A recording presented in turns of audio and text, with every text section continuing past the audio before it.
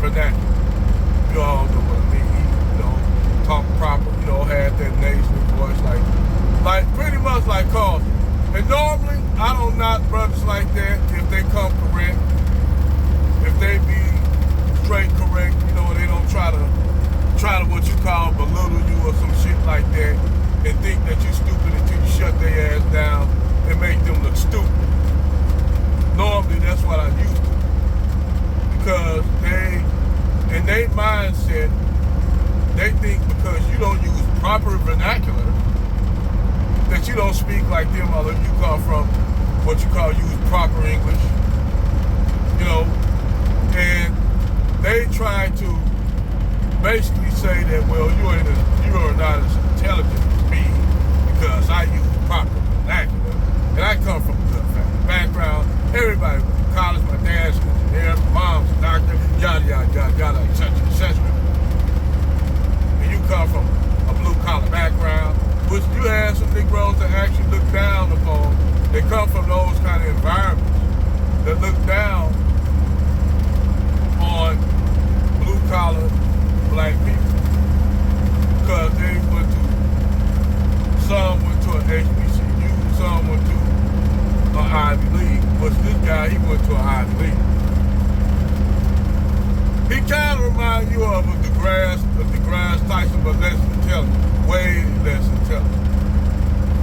So, at least DeGrasse Tyson don't have that, you can sense that he don't have that kind of arrogance about himself. He's just really a humble guy, which I had a run-in with him a couple of years ago, DeGrasse Tyson, and he's a down-to-earth brother. You'll be surprised who I run into out here on this road. I run into a lot of people out here, a lot of celebrities that are really humble, down-to-earth people. I ran into Owen Wilson, fucking solid dude, man, solid guy. I'll bullshit you not. Owen Wilson, he actually, at the time, I was in Vegas. And he said, hey man, come talk to Turkey. I wish I could record this shit. But I have a lot of run-ins with a lot of celebrities in this game. I don't have to sit up there and be around them and shit like that. You just run into them. Just run into them living regular lives like most of your white celebrities. Like Owen Will, they ain't surrounded by no bodyguard, security and shit like that. Like these niggas do. They surround themselves. They want to be known.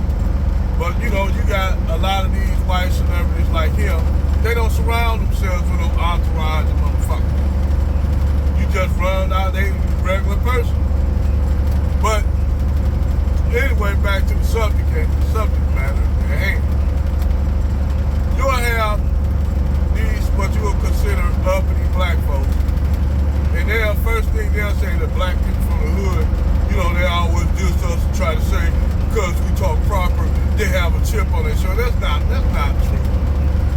Because a lot of brothers and sisters really don't care. A lot of them are just trying to make it. They trying to make it themselves. But you have a lot of these Negroes that come from that environment. They always try to make it look as though those in the inner city, somehow they are, less educated, like they somehow smarter than anybody just because they speak proper vernacular. But really, a lot of them motherfuckers are fucking stupid. When I'm telling you, this dude, he was number one, he was a conservative. And I destroyed all his goddamn talking points because I told him, I kept telling, like I told a lot of these Negroes, y'all get caught up in these names of conservative and liberal, Democrat and Republican. These words are interchangeable. I told them at one time, the Democrats, the Dixiecrats that you have today, the Democrats, was the conservative. The conservative party at one time was the Liberal Party, and the Liberal Party, the Conservative Party was your Democrats. That's why you had a swap. I told these dummies that they didn't want to believe me until I told them, you go look up after the civil rights, Lyndon Johnson signed the civil rights bill, most of your Southern Dixiecrats joined the Conservative Party. That's why you have a whole lot of these fiscal Republicans that used to be Dixiecrats back in the day are now conservative. And your liberals, your conservatives, your liberals used to be conservatives. Go look this shit up. I ain't lying to you. That's why I told these dummies. But they want to get stuck on, they want to get SOS stuck on stupid. When you break this shit down to them and send them links, they ignore the links. Just like I tell that shit to the dummy liberals, they ignore links. But anyway, those are conversations I already had about both parties and the stupid Negroes that follow them blindly like fucking lemmings off a damn coast in Nova Scotia.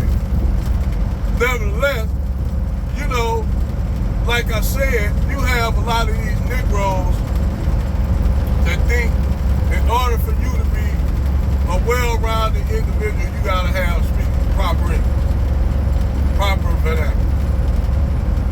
Well, what I found out, I told Sergeant WP, my brother, I don't have to code, I'm not gonna code switch for no one. They can kiss my ass. I'm with Angry Man, I'm not gonna change my voice to try to sound more soft. You know, Carl, I ain't knocking people that talk like that, but fuck you.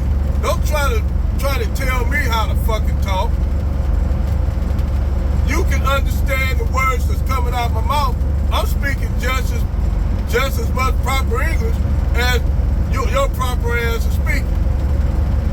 But the thing is, I'm not trying to sound like a white person. See, I don't have to do that shit like you do. I don't have to bend down and tap dance and you know, motherfuckers try to sound white and aristocratic. But fuck me up when you have some of these Negroes that try to add a little British accent to the shit. Like, oh, you said that the wrong way. It's called a brigante. I don't give a fuck what it's called. I thought it was called brigante. Not that I want one of those fucking sissy cars anyway. Fuck that shit. I'm a motherfucking American muscle guy. I like American muscle. You can have all them Italian ass fucking cars. I don't give a fuck about them cars. As soon as you drive off the lot, the motherfuckers appreciate. I don't even like even Corvettes. I like the old classic Corvettes.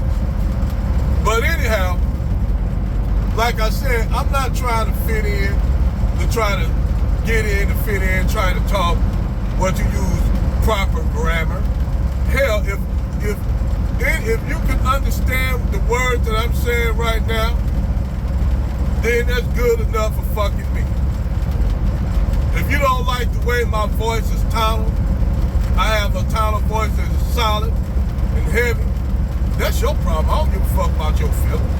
Oh, you sound so black. He sounds so black. Now, I'm talking the best English that I can. Now, if you don't understand what I'm talking about, the words that's coming out my mouth, in my Chris Tucker voice, do you understand the words that's coming out my mouth? You don't understand the words that are coming out my mouth.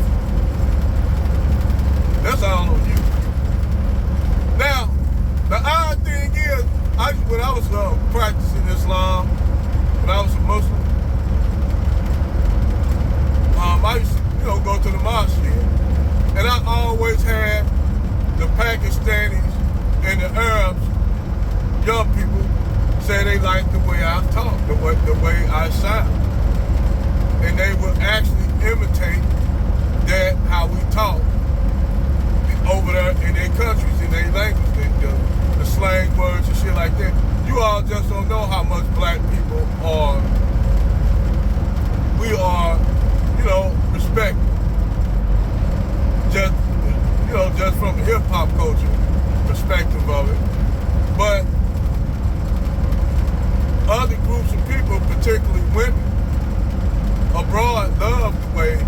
black American guys talk.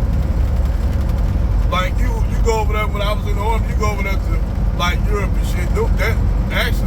Them women are attracted to them. Like over in Europe and Asia and shit, they are attracted to that because they find you the way black men talk as protective. They feel that is, by a man being like that, then you got the suave, the finesse with it that come with our vernacular, that real vernacular like that, without using too many slang words. But they feel that our voices those women feel that our voices are seductive. The way I can go, man, I'm telling you, I talk to these Eastern European people who I talk to, and I always have the women, I'm just keeping 100. The Eastern European women love the way I talk. And see, this is what you people don't understand. The whole word brother, when you hear people say, I'm a guy, black nigga, gonna say, I'm not your brother. You're not my brother. I had a Negro tell me that, we are not brothers. We are not from the same mother. I said, damn, well, excuse me. I told this Negro, excuse me. But when he got into it with a fucking white dude, and two white dudes got ready to beat his ass, you know what I did? I ignored his ass. I left him out there to hang. And he gonna say, I thought we were brothers. I like, motherfucker, I thought we were too, but you told me I was your brother, so fuck you. You up there trying to fit in with them until they gave you your nigga moment. All of a sudden now we your brother. I'm your brother now, huh? I'm like, nigga, fuck you. Get your bitch ass out of my face. That's why you got your ass whooped. And I was laughing too while I was there. I was laughing. Cause they knew I wasn't gonna help your Uncle Tom ass, boot licking ass, while you was up there motherfucking licking all up between white boys' motherfucking ass, and then you fucking with one of their girlfriends, and then trying to fuck with one of their girlfriends. They told on your ass. I was just cracking up like a motherfucker. But you know how I did? You know how I did? Got me a motherfucking cigar, a Camacho triple Maduro cigar, lit that motherfucker up, and you know what I said? Like Hannibal on the A-Team. I love it when the plan comes together.